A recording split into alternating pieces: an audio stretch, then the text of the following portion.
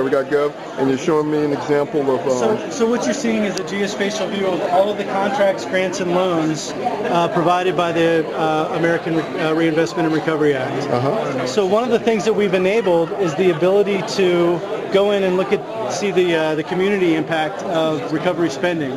So if you enter in zip code, for instance, Right. 77061. Correct. We can actually zoom into that zip code and find out what recovery projects have actually happened in that area. And we see here there's one for $457,000. We'll click on it. We'll see that it was to Gulf Winds International for $457,000. Getting a little bit more information about it, we see that it's something that the Port of Houston Authority has awarded based on National Clean Diesel funding. So if we want to, we can pull up more information about that site. We can see that this is the information that the recipients were required to report on based on that receiving that funding.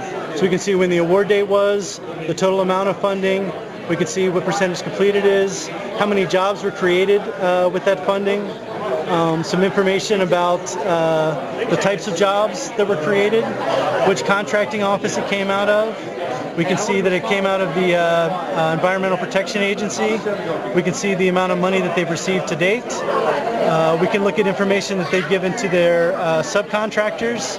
And from here we can actually look down and see information relating to that subcontract award. And if anybody has a complaint or an issue about... On any page, we provided this opportunity to report fraud, waste, and abuse. And they can actually go in and fill in information. For instance, if they see that it's a construction project and no work is being done on it, they can actually report it as potential fraud, waste, and abuse. Or if they know that a particular award may have been awarded illegally, they can actually report on that as well. And the old way of doing it was? The old way was pretty much they would either call a government fraud, waste, and abuse hotline if they were aware of it. If they happen to know what agency had awarded that particular project, they could go to that agency site, and a lot of the agencies have their own fraud, waste, and abuse site.